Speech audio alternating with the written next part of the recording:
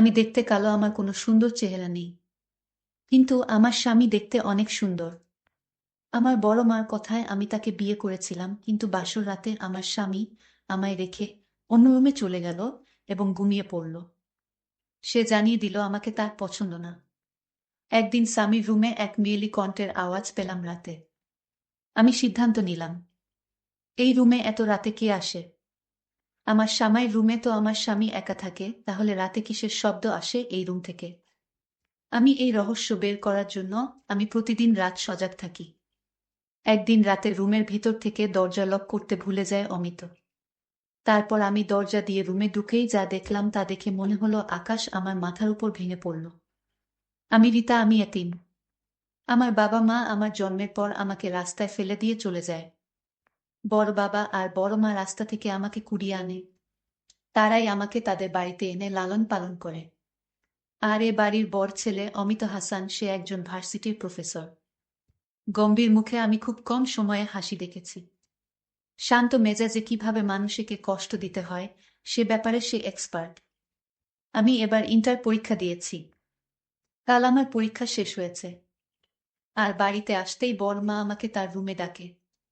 আমি বড়মার রুমে যেতেই আমাকে বড়মা একটা লাল টুকটুকে শাড়ি দিয়ে বলে, রীতা, এই শাড়িটা পরে আয় তো মা। কেন বড়মা? এখন কেন শাড়ি পারব? আমার অনেক গরম লাগছে, আমি গোসল করব তো। গোসল করবিতে করো, আমি মানা করেছি কি? গোসল শেষে শাড়িটা পরে আয়। কেন? রীতা, দিন দিন তুই আমার মুখের উপর কথা বলা শুরু করেছিস। তোকে শাড়ি পরতে বলেছি, শাড়ি পরবি, আর কোনো কথা শুনতে চাই না। গম্ভীর গলায় কথাগুলো বলেন রেহেনা বেগম রীতাকে। এদিকে রেহেনা বেগম এর কথা শুনে রীতার চোখে পানি টলটল করছে। সে মাথা নিচু করে আস্তে আস্তে রুম থেকে নিজের রুমে ফিরে যায়। এ বাড়িতে বড়মা আর বড় বাবা ছাড়া কেউ আমাকে পছন্দ করে না। ছোটমা তো দেখলেই নাক ছিটকে মনে হয় আমি কোনো নোংরা আবর্জনা, তাই আমাকে সব সময় দূর দূর করে। আচ্ছা, আমার বাবা মাকে আমার দেখার অনেক ইচ্ছা। সবার বাবা মা আছে, আমার কেন নেই? আমার বাবা মার কি আমার কথা একবারও মনে হয় না? আমি তো জানি মায়েরা সন্তানের জন্য সব করতে পারে। তাহলে আমাকে কেন রাস্তায় ফেলে গেল? নিজের রুমে ঢুকে বিছানায় গা এলিয়ে দিলাম।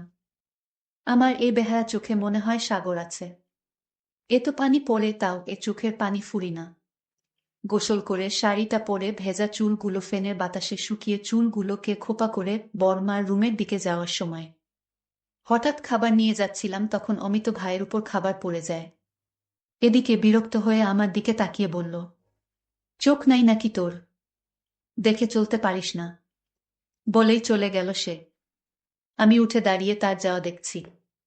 এ মানুষটা আমাকে দু চোখে সহ্য করতে পারে না, আর আমি তাকে দু চোখ ভরে দেখি। আর বড় মা চাচ্ছেন আমি তাকে বিয়ে করি। বড় মার রুমে যেতেই বড় মা আর বড় বাবা আমাকে তাদের পাশে বসিয়ে বলে, রীতা মা, আমাদের ওপর কি তোর ভরসা আছে? রীতা অবাক হয়ে তাকিয়ে আছে। এই দুই মানুষের জন্যই তো ও আজ এ পৃথিবীতে বেঁচে আছে। সে বলে, বড় মা, বড় বাবা, তোমরা না থাকলে কি আর আমি এ পৃথিবীতে থাকতাম? তোমরা আছো বলেই আমি আছি। আর তোমাদের ভরসা করব না তে কাকে ভরসা করব বলো? আমি জানি তোমরা আমার জন্য সে সিদ্ধান্ত নিবা, সেটা আমার ভালোর জন্য। আমার আস্থা আছে তোমাদের ওপর। রীতার কথা শুনে অমিত এর মা বাবা মুখে একটা প্রাপ্তির হাসি ফুটে ওঠে। তারা রীতাকে বলে, রীতা মা, তোর কি কোনো পছন্দের মানুষ আছে? কথাটা শুনে আমার মনে আর মস্তিষ্কে অমিত ভাইয়ের কথা আর চেহারা ভেসে ওঠে। আমি বড় মা বড় বাবার দিকে তাকিয়ে বলি, না, আমার তেমন কেউ নেই। আর থাকলে তো তোমাদের জানতাম, তাই না? আচ্ছা, তোমরা এইসব কথা কেন বলছো? আমার কথা শুনে বড় বাবা আর বড় মা দুজন দুজনকে চোখের ইশারায় কথা বলছে। আমি তাদের মুখ চাওয়াচাওয়ি করছি। কিছুক্ষণ পর বড় বাবা বলেন, আমি একটা সিদ্ধান্ত নিয়েছি। রীতা বলে, কি সিদ্ধান্ত বড় বাবা? আমি তোর আর অমিত এর বিয়ের সিদ্ধান্ত নিয়েছি। বড় বাবার কথা শুনে আমার বুকের মধ্যে ধুকপুকানি শুরু হয়ে যায়। অমিত আর আমার বিয়ের কথাটা মস্তিষ্কে আসতেই আমার মাথাটা কেমন ঝিমঝিম করে ওঠে। যে মানুষটা আমাকে কষ্ট দিয়ে আমাকে সব সময় কটু কথা শোনাতে পছন্দ করে, মেয়ে মানুষটা আমাকে পছন্দ করে না, সে আমাকে বিয়ে করবে, এটা আমার বিশ্বাস হয় না। আমার গলা শুকিয়ে গেছে। আমি ঢুক গিলে বললাম, বর বাবা কি সব বলছো? আমার আর বড় ভাইয়া বিয়ে? ঠিক বলেছি আমি। কেন, তোর কোনো আপত্তি আছে কি? আমার জানা মতে তো কোনো আপত্তি থাকার কথা নয়। বড় মা বলে, শোন রিতা, আমরা যে সিদ্ধান্ত নিয়েছি তোর ভালোর জন্য। বিশ্বাস রাখ, এতে তোর ভালোই হবে মা। আমি শুধু দুজনের মুখে দিকে তাকিয়ে দেখি, তারা অধীর আগ্রহে তাকিয়ে আছে আমার কথা শোনাতে জন্য। আমি তাদের দিকে তাকিয়ে মুচকি হেসে বলল, তোমরা যা করবে তাই হবে। আমার কোনো আপত্তি নেই। এরপরেই এশারের নামাজের পর আমার আর আব্রাহামের বিয়ে হয়। রান্না করতে দিয়ে কালকের কথাগুলো ভাবছিলাম। হঠাৎ আমার গালে একটা চড় পড়াই আমি চমকে উঠি। সামনে তাকিয়ে দেখি। হঠাৎ করে গালে চড় পড়াই আমি চমকে উঠে সামনে তাকিয়ে দেখি অমিত ভাই দাঁড়িয়ে আছে আমার দিকে রাগী দৃষ্টিতে। তার এভাবে তাকানো দেখে আমার ভেতর ভয় ঢুকে যায়। এখন আবার কি বলবে আমাকে? আমার এসব ভাবনার মাঝে অমিত ভাই বলে ওঠে, তোকে কখন বলেছি আমার জন্য নাস্তা রেডি করতে? আর তুই এখানে দাঁড়িয়ে আছিস?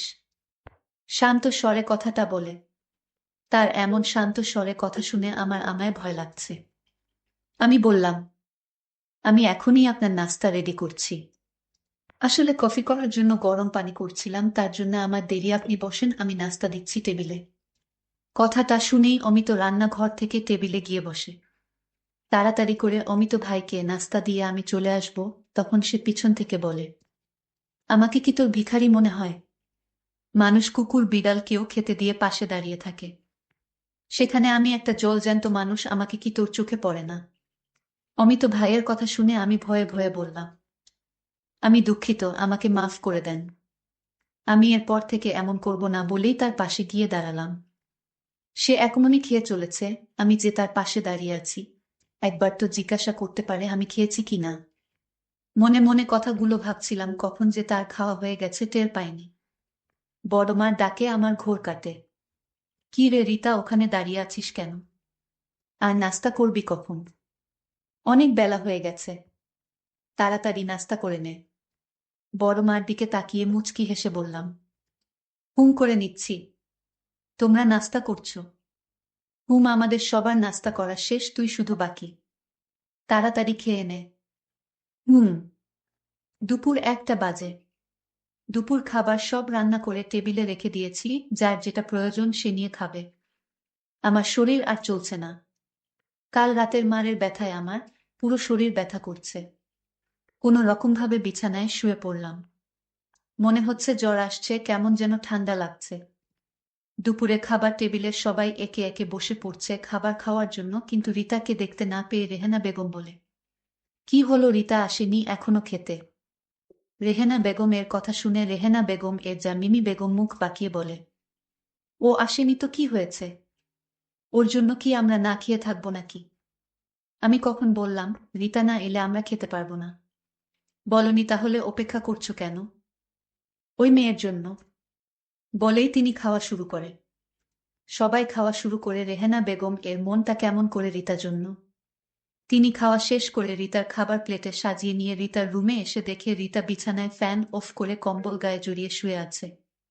রিতাকে এভাবে শুয়ে থাকতে দেখে তার কপালে ভাঁজ পড়ে, সে খাওয়ারটা টেবিলে রেখে রিতার পাশে বসে মাথায় হাত দিতেই চমকে উঠে, ওর পুরো শরীর জ্বলে পুড়ে যাচ্ছে। তিনি তাড়াতাড়ি করে কটা বাটিতে করে পানি আর একটা রুমাল ভিজিয়ে রিতার কপালে রাখে। তারপর তাড়াতাড়ি করে নিজের রুমে গিয়ে জ্বরের ওষুধ এনে খাওয়ায়। এভাবে জ্বরপট্টই আর ওষুধ খাওয়ানোর ফলে আস্তে আস্তে রিতার জ্বর কমতে শুরু করে। রাত 8টা বাজে, রিতা বিছানায় শুয়ে মাথা ব্যথায় ভুগছে। মাথা প্রচণ্ড ব্যথা করছে। তার এ সময় মায়ের কথা মনে পড়ছে। তার মা থাকলে তাকে এ সময় একা রেখে কোথাও যেত না। তার মাথায় হাত বুলিয়ে দিত। তার কি খেতে ইচ্ছা করছে সেটা বানিয়ে খাওয়াতো। তাকে মাথায় হাত বুলিয়ে ঘুম পাড়িয়ে দিত। এসব কথা ভাবার সময় বুক থেকে দীর্ঘ শ্বাস বের হয়। এসব ভাবনা যে কখনো পূরণ হবে না। তার যে মা নেই, বাবা নেই, সে যে এতিম। কথাগুলো মনে হতেই সে ডুকরে কেঁদে ওঠে। কেন আর 5টা স্বাভাবিক মানুষের মতো তার জীবন হলো না? এ পৃথিবীতে এতিমদের টিকে থাকা মেয়ে খুব কঠিন। রাতে খাওয়ার টেবিলে বসে আছে, সবাই সাথে রিতাও আছে। সে মাথায় ঘোমটা দিয়ে বসে আছে, সবাই খাওয়া শুরু করে দিয়েছে। এদিকে রিতা ভাত না খেয়ে পানি খেয়ে উঠে পড়ে। তার উঠা দেখে রেহেনা বেগম বলে, কি হয়েছে, খাওয়া শেষ না করে উঠলি কেন? আমার খেতে ইচ্ছে করছে না। রিতার কথা শুনে রেহেনা বেগম বলে, কি খাবি বলো, আমি বানিয়ে আনছি। রিতা সবার দিকে তাকিয়ে বলে, আমি কিছু খাব না, কিছু বানাতে হবে না, তুমি খাও, আমি ঘুমাবো। কথাটা বলেই ওখান থেকে রুমে যেতে পিছন থেকে ছোট মা বলে, ঢং দেখে জান বাঁচে না। সারাদিন ঘুমিয়েও নাকি তার ঘুম ফুরাই না। যত সব নেকামি। কথা শুনে রিতা পিছনে আর না তাকিয়ে নিজের রুমে চলে গেল। রাত 1টা বাজে। রিতা বসে বসে পড়েছে। জ্বর কিছুটা ছুটেছে। তাই বই নিয়ে পড়তে বসেছে। এডমিশন এর জন্য কোচিং এ ভর্তি হবে না সে। নিজে যা পড়বে তাই। অয়থা ওর পিছনে কে এত টাকা খরচ করবে? তাই মন দিয়ে পড়ছে সে। পড়তে পড়তে রাত 2টা বেজে গেছে, কখন সে বুঝতেই পারেনি। পড়ার টেবিল থেকে উঠে আয়নার সামনে দাঁড়িয়ে নিজেকে পরখ করে সে। সে তো সুন্দর না দেখতে, উজ্জ্বল শ্যামলা, তার মুখটাও ছোট ছোট। মুখে ব্রণের দাগ। তার মতো অসুন্দর মেয়েকে কি করে এমন সুদর্শন পুরুষ পছন্দ করবে? অভিমান হলেও তুমি আমাকে। তারপর বড় মার কথায় এক পর্যায়ে আমার সাথে অমিত ভাইয়ের বিয়ে দিয়ে দিল। বিয়ের প্রথম বাসর রাতে অমিত ভাই আমাকে বলে, তুই আমার মাকে ভুলিয়ে বালিয়ে কৌশল ব্যবহার করে আমাকে বিয়ে করলি কেন? না অমিত ভাই, আমি আপনাকে বিয়ে করতে চাইনি।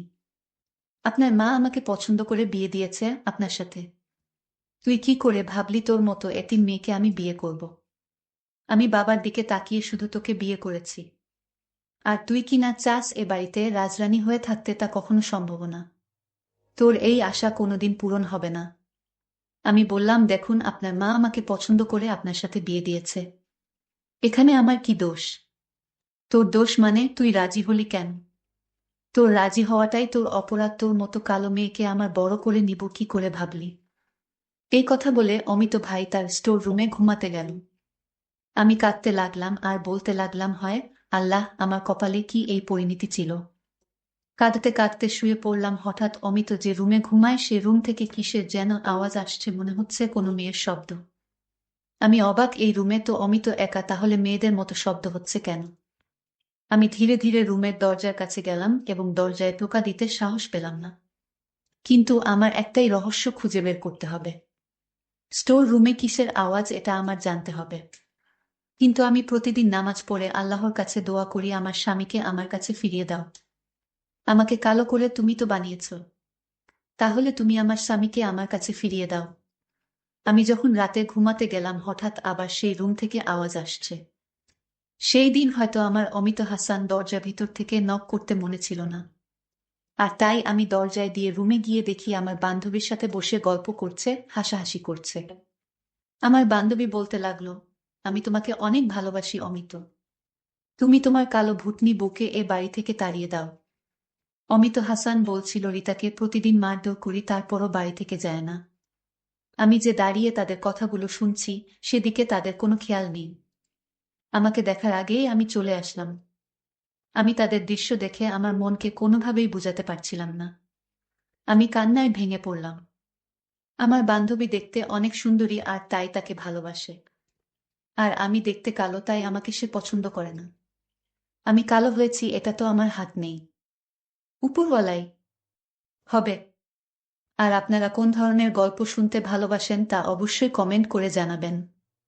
সেই পর্যন্ত সবাই ভালো থাকবেন, ধন্যবাদ।